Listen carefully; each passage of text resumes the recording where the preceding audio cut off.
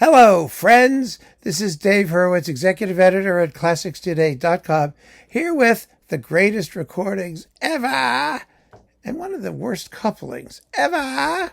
But I kind of understand why it worked out that way. It's this amazing Fritz Reiner disc containing Hovhaness's Symphony No. 2, which is Mysterious Mountain. They just call it Mysterious Mountain. They don't even call it Symphony No. 2. Stravinsky's The Fairy's Kiss, Divertimento, and Prokofiev's Lieutenant Kijé, Suite. Now, you might argue that the reason they put these things together is because Reiner did not do a lot of any of these composers. Very little. And he did very little contemporary music, and he did even less contemporary American music. So there's not a lot to choose from to make, a good long playing CD. Actually, this stuff is better in the era of streaming, where you can just have each work exist independently. You don't have to worry about disc timings and value for dollar or that kind of stuff, because Mysterious Mountain absolutely stands alone. It was the work that introduced most of us to Hovhaness's music. It's exquisitely beautiful. If you don't know Mysterious Mountain and you like works like Vaughan Williams' Tallis Fantasia, that kind of thing, listen to Mysterious Mountain. And if you like it and you like Tallis Fantasia, then you've got like 75,000 tons of music that sounds like that, because Hovhaness sounds like that most of the time. Not always, but most of the time. It's a gorgeous, gorgeous piece of music.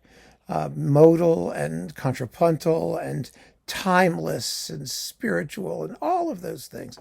And Reiner plays it magnificently. It was really one of the few American pieces, besides like Copland's Appalachian Spring and whatnot, that had a repertory that a lot of conductors took into their repertory in the 1950s and early 60s. Everybody was doing it. And then it just sort of fell by the wayside, which is a pity, because it didn't deserve that. It deserves to be a repertory piece. It really does. It's incredibly lovely work. So that's the first thing. The second thing, the Divertimento from The Fairy's Kiss. Well, when Reiner recorded this, it was really, really unknown. I can't think of many other versions of it. I mean, it was Stravinsky's own, of course, but very few people were doing the Divertimento from The Fairy's Kiss. And Reiner's Stravinsky basically consists of a couple of works. There's this, and then there's the Song of the Nightingale. There's enough there to make a nice little Stravinsky program, but that's it. So rather than coupling it with Song of the Nightingale, they stuck it on here because it's a big work. It's 25 minutes long and playing continuously, basically. And, you got to put it somewhere. It's got to go with something. So there you go.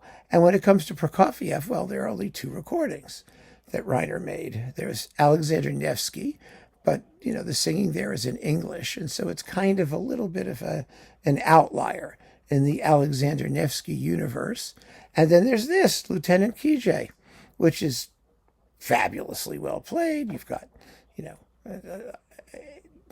Bud Herseth playing the trumpet solos. You've got Chicago, firing on all cylinders. The only problem is there was competition in Lieutenant Kijé with Ormandy, who's the best of all, and Zell, who's also wonderful.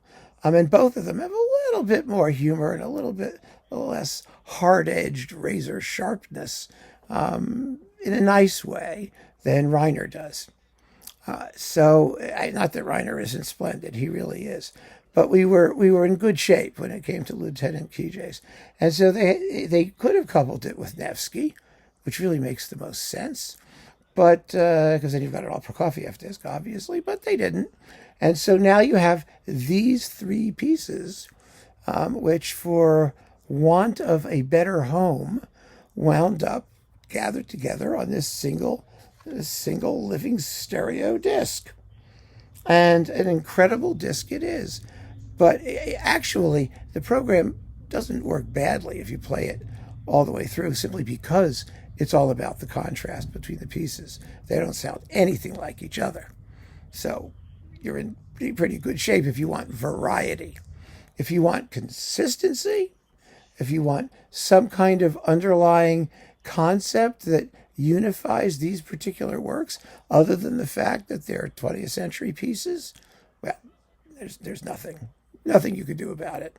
It just is what it is. But even so, it's one of the greatest recordings ever. So keep on listening, friends. Thanks for joining me. Take care.